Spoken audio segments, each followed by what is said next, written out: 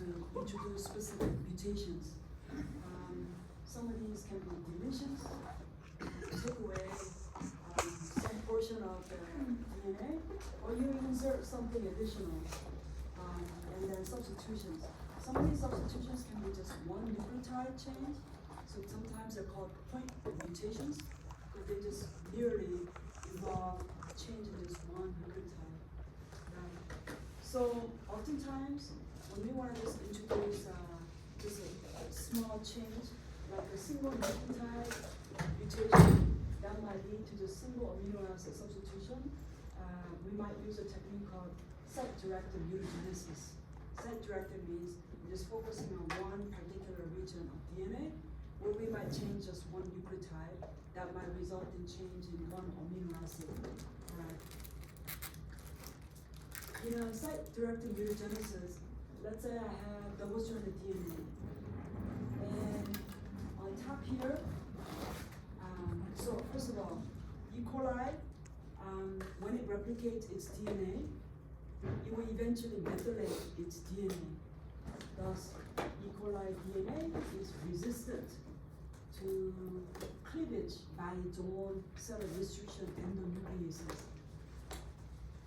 So at the top of this double-stranded DNA, there's a TCT right here that corresponds to serine codon.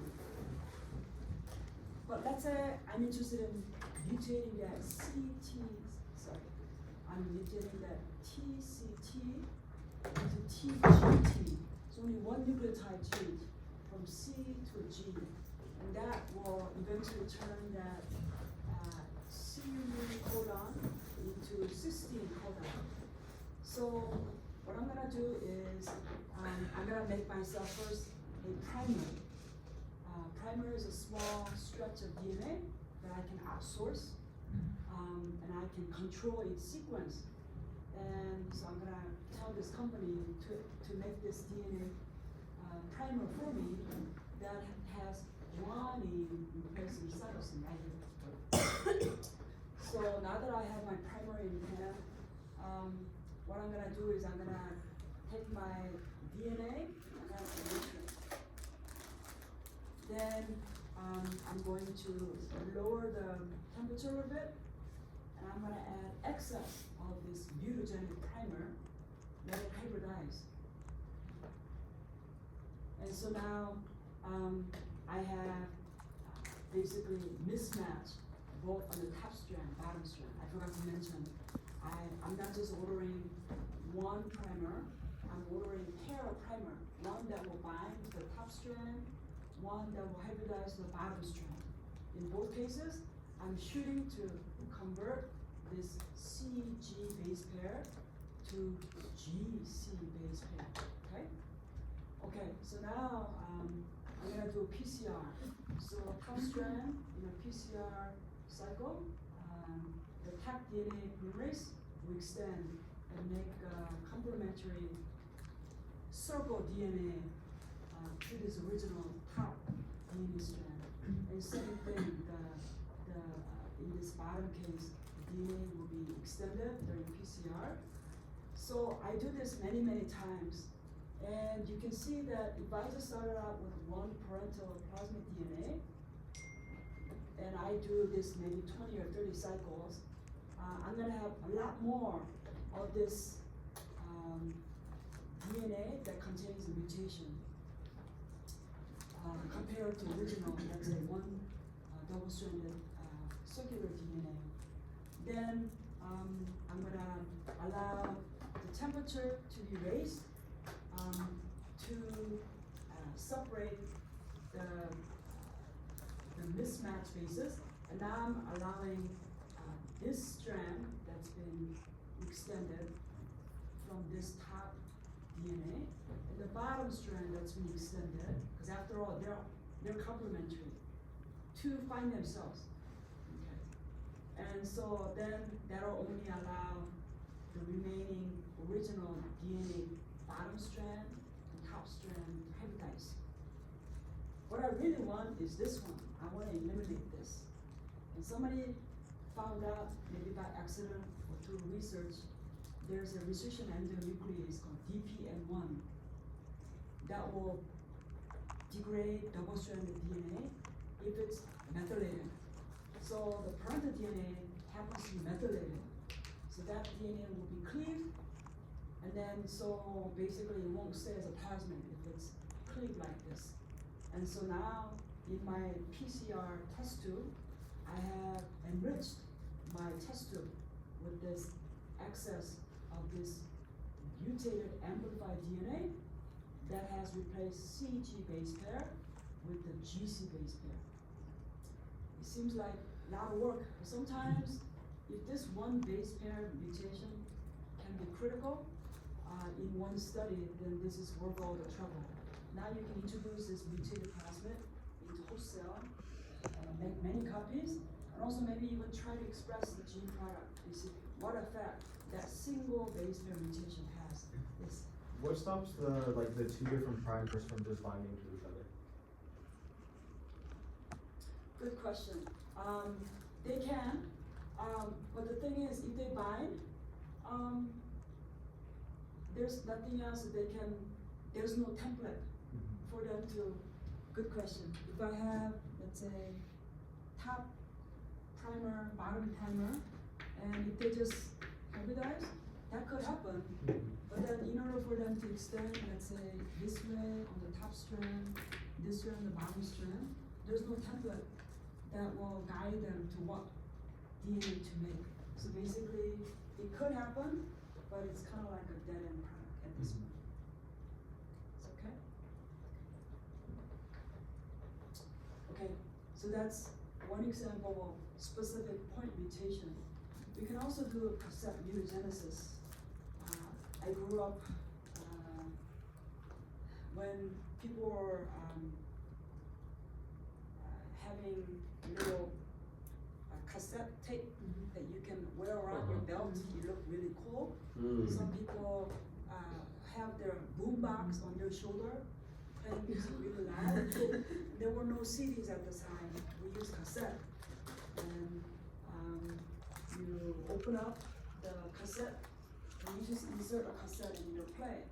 Let's say after 5 minutes, you don't want to listen to that music. You replace the cassette with a new cassette with a different music. So this is kind of analogous to changing simply a cassette to different, to listen to different music. So it's called cassette mutagenesis. This applies to mutating larger portion of DNA, not just a single base pair mutation. Let's say you want to replace a good chunk, maybe 50 base pair, 100 base pair portion of your DNA. You want to see what effect that has. So here's your recombinant DNA, and you want to just remove this portion of DNA bounded by number 1 and 2. These might be recession endonuclease site. So then you cut the DNA at site 1 and 2. And then now you can just get rid of this DNA that you don't want, because you want to see what happens to the gene function if this portion of DNA is removed. So then you isolate the remaining piece of the plasmid. Now you have a new piece of DNA that you want to replace that blue region with. Now you just add the 2 and then join the ends with DNA ligase. Now you have new combination of DNA. And so this is like changing a cassette tape in a music boombox. So this is called cassette mutagenesis, allowing you to see what happens if you change larger portion of the DNA with the DNA of your choice. We can also use PCR. You can see there are a lot of creative ways to use PCR. PCR can also be used to intentionally delete particular portion of a gene. Let's say this is my cloning plasmid containing my gene of interest, shown in blue, gray, blue region. I really want to just get rid of this middle portion right here, because I want to know what happens to my gene function if that portion is removed. So as usual, I'm going to design my PCR primer but I'm gonna design them in opposite orientation so that when my primers bind, they are directed to amplify DNA away from the gray region of DNA that I want to delete.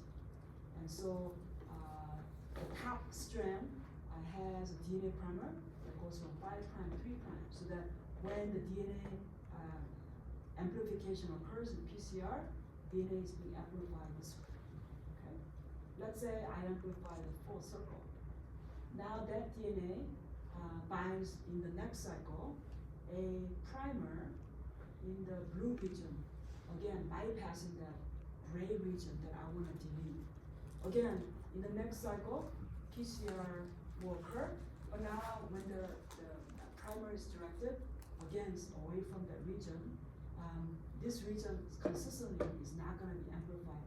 So overall, if I do this many fold, DNA from both strands will be preferentially amplified by excluding this region right here. So then at the end of PCR, both DNA strands will be linear. I can join the two ends, joining this end to this end by bypassing this gray region using DNA ligase. Then I can see what effect bypassing, deleting that region of DNA will have on the gene product effect. So this is called inverse PCR because it's like a normal PCR, but we are directing our primers to bind in an opposite orientation to amplify DNA away from the region that we want to delete. Of course, now we're in a situation where you can create any novel gene if you wish, and look at the function.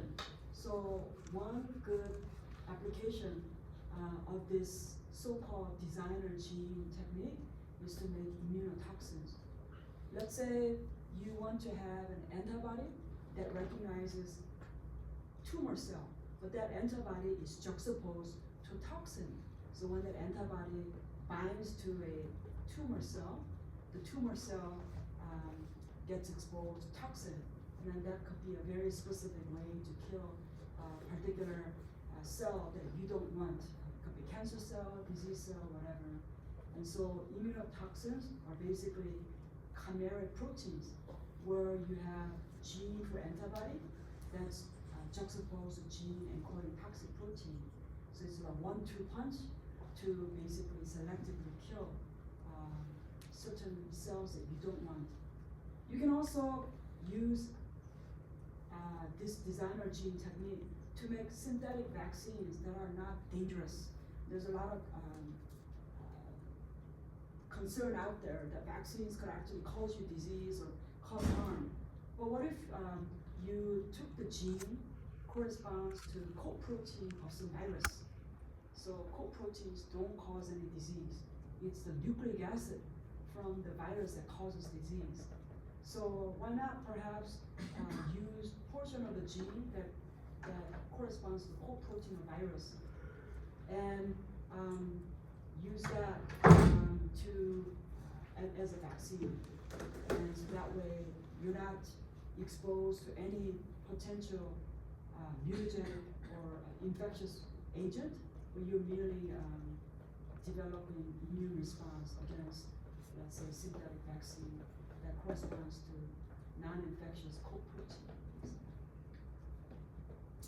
One statement is true about creating specific mutations in vitro. Cassette mutagenesis generates mutant proteins with single amino acid substitutions. Site-directed mutagenesis generates linear strands complementary to the original plasmid strands.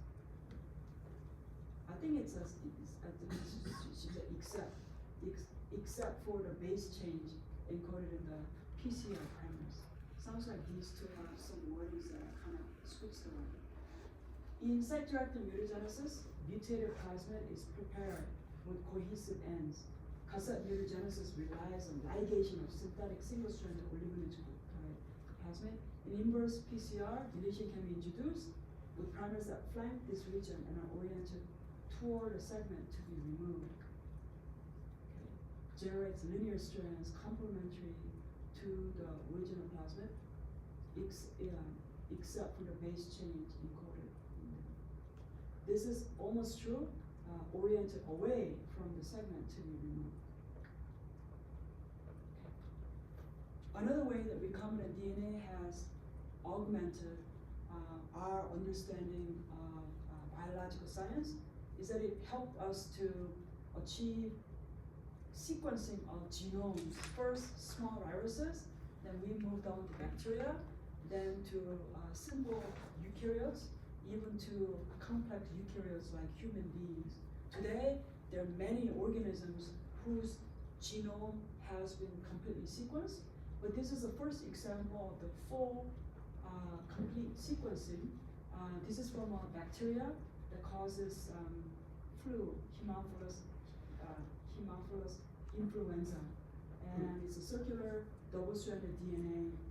And shown in blue lettering are basically this is a restriction map showing the sites where these particular restriction enzymes cleave this DNA. What they did was they used different combination of restriction enzyme to fragment, collapse this DNA into small fragments.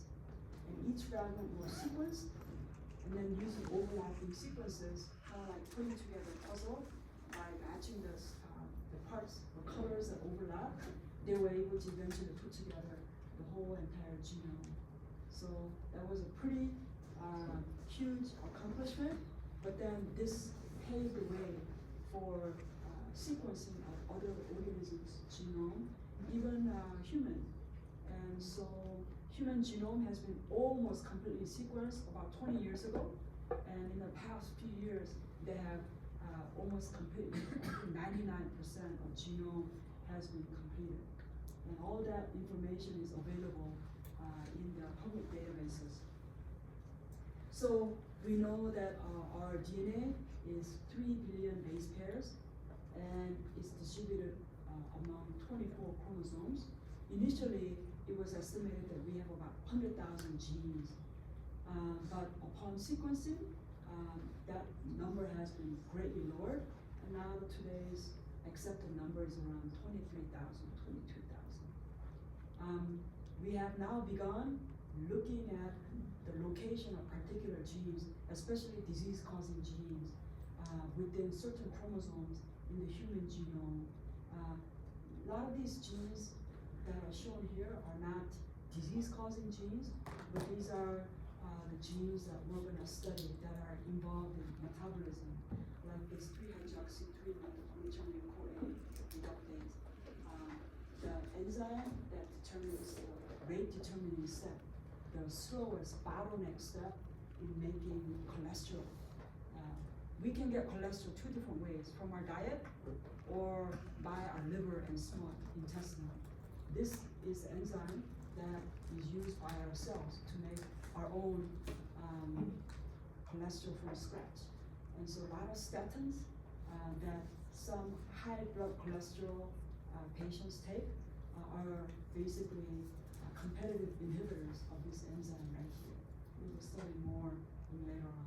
Here's another enzyme that we will study at the end of this class, glyceraldehyde 3-phosphate dehydrogenase, one of the enzymes involved in glycolysis and gluconeogenesis.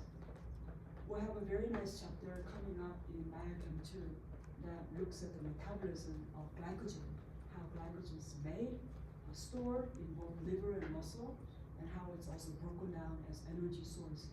And so the key enzyme in the breakdown of glycogen is called glycogen phosphorylase. And it's in the long arm of chromosome 14. Hypoxanthine phospholipase transferase. This is a gene that encodes an enzyme that's involved in purine biosynthesis. Patients that have mutation in this gene have Lesch-Nyhan syndrome, where they have these, they behave hostile to others, and they have compulsive, obsessive behavior to hurt themselves. If babies are not restrained, they'll continuously chew off their fingers, chew off their lips, etc. Very, very disturbing disorder. So one of the reasons why initially it was thought that we have many genes, as large as 100,000 genes, is because we're so much more complex than simple organisms. But it seems that there are lots of pseudogenes. In other words, upon sequencing human genome, it was shown that there are stretches of DNA that appear to look like there's functional genes, but they're not functional because something is not right.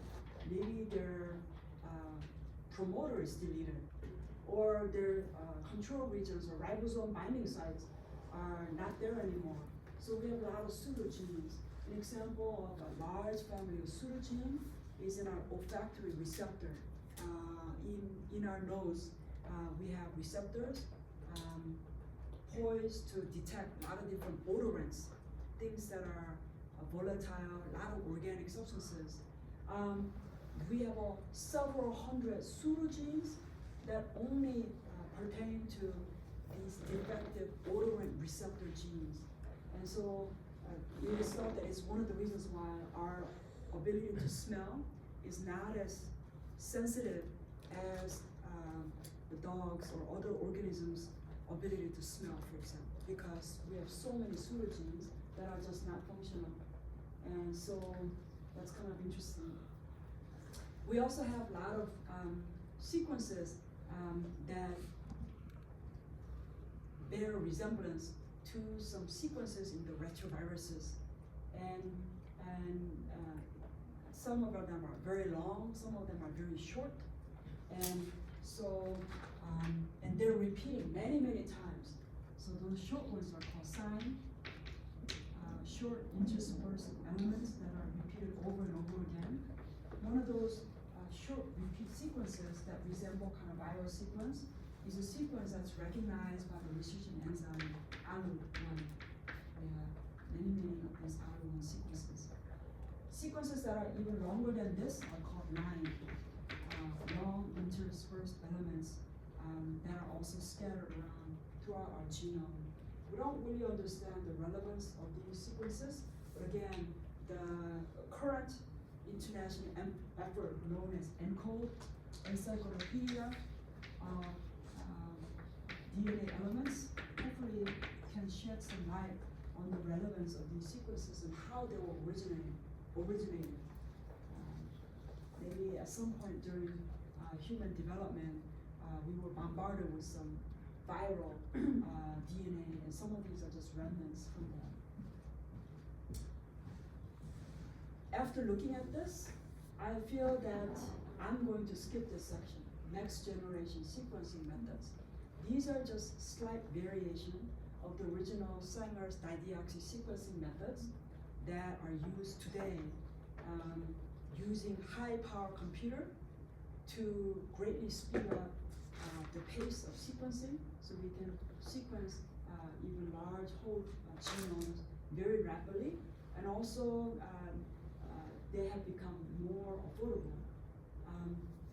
But I'm not going to do this. Again, the reason is because unless we're doing this as technicians, as professional technicians doing this, there's really no reason for us to understand this. So, sorry for shortchanging you. So, this whole section, next generation sequencing methods, I'm not going to, I'm not going to cover. Okay.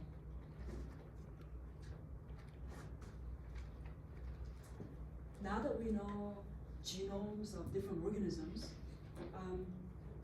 we can do comparative analysis between genomes. It's interesting that there's 99% of human genes are counterparts in mouse and rat genome. So here's a human chromosome 1 through 22. And if you're, this is XY, so that must be male. If it's XX, then female. We can actually see counterparts of all of these bits of chromosomes in the mouse genome, except that they have become assorted, they have become rearranged. And so the same color scheme that's used is to show where and the locations of all these reassorted genes are. So, for example, this bit of this chromosome 1 gene came from portion of the human chromosome 6 gene, etc. So it's interesting, even though we may seem so distant from our outward appearance and our place in our nature, it seems that at molecular level, there's lots of similarity. So we are all connected at a molecular level. What human chromosomes are represented on mouse chromosome 5? Take a look at mouse chromosome 5. So chromosome 4, 7, and 13. We don't really understand the relevance, why they have reassorted in different chromosomes in mouse. So that's something that will be really fascinating to understand. Okay. We talked about Southern to look at the presence of particular DNA fragment. So people thought, why not have something that we can measure quantity of mRNA. So the thing is, our brain, liver, muscle cells have same genome. They have the same DNA. But the kind of mRNA and the proteins they make, totally different, right? Because there's specialization. Each tissue has become specific and have become tailored to that particular organ. So while muscle cells make a lot of structural proteins, mobility proteins, brain cells maybe make a lot of neurotransmitters, complete set of proteins, while pancreatic cells make digestive enzymes, insulin, glucagon, etc. And so mRNA quantities are going to be different, and also type of mRNA that's going to be made by particular specialized tissue is going to be different. And so we can actually use a variation of PCR to kind of quantitate how much mRNA is present in the cell. So this kind of PCR is called qPCR, quantitative PCR, also called real-time PCR. What we're gonna do is we're gonna isolate RNA, mRNA from cells. And then we're gonna turn mRNA into cDNA using reverse transcriptase. Now, cDNA is going to be our starting template for PCR. So let's say now we carry out PCR. When we do PCR, we're gonna add a cyber dye that will fluoresce. But you need to accumulate certain amount of this dye. You need to exceed a certain amount of detection threshold before you can actually see the fluorescence. And so this is a PCR of different mRNA and their fluorescence signal as a function of number of PCR cycle. And you can see that this mRNA, which is represented by pink dots, it's got a very low threshold. In other words, only by cycle 14 of PCR cycle, you can actually begin to see the fluorescence accumulate. However, this green dot representing another type of mRNA, it's got a very high threshold cycle, C subscript T. The idea is the more abundant the mRNA, the more abundant cDNA you will make, so that it's going to take less number of PCR cycles to gather enough fluorescent labeled PCR product to exceed the threshold of detection and be able to see the signal. So basically there's an inverse relationship between the starting quantity of mRNA isolated from cell to the threshold cycle. If the starting quantity of the mRNA is very small, you need a very large number of PCR cycle to go beyond PCR detection, the threshold detection. But if you're starting with lots amount of mRNA, you only need just a little bit of, not as many PCR cycles to detect. So quantitative PCR gives you an indication of abundance of particular mRNA in the cell. So that tells you a little bit about how actively a gene is being transcribed. I have to say though, just because you're detecting mRNA doesn't mean mRNA is always going to be translated. There are some instances where even though you make mRNA, that mRNA may not be translated. So just because you have a lot of mRNA doesn't necessarily mean that there's going to be lots of product, protein product. So I'm just going to do just microarray and that's it. I don't think this is a long quiz. Besides, I give you extra time, so I feel like I can just push on a little bit further. So what if, just like two-dimensional electrophoresis, where you can detect a lot of different proteins in one setting, maybe we can try to do the same by looking at the level of transcription of a lot of different genes. And so we can do what's called DNA microarray. Imagine a piece of cracker, okay, maybe one by one wheat thin cracker. Imagine a chip that's the size of a piece of cracker, and into that chip, using computer and laser, you can etch all the open reading frame corresponding to 23,000 genes in your genome. So imagine holding a little gene chip, and in your palm of your hands, you have all the open reading frame corresponding to 23,000 genes. So that's your gene chip right here. When we etch, basically we're leaving behind a small piece of DNA with the sequence corresponding to the open reading frame. So this DNA is ready to hybridize. So what are we going to hybridize to? Well, we can take mRNA isolated from normal cells, simultaneously mRNA isolated from tumor cells. And then because eukaryotic mRNAs have never mind, I didn't want to say that.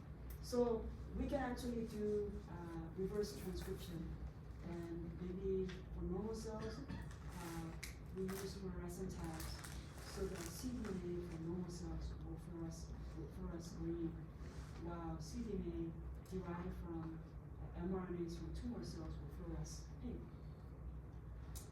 Then we're going to DH the cDNA, then now they're ready to hybridize. So we put them into a bag, add the cDNA from both normal cell, tumor cells. After giving enough time for the complementary sequences to find themselves, now we look for fluorescent signal. So if a certain gene spot fluoresces red, that means that gene is overexpressed in tumor cells. But if a certain gene spot fluoresces green, that means that gene is not overexpressed in tumor cells, for example. So by doing this comparative analysis, we can analyze the expression of the whole entire genome, basically, doing this DNA microarray. And that has been very useful to see what are some of the hotspot genes that are overexpressed in breast cancer or ovarian cancer, etc. Okay, I'll stop right here.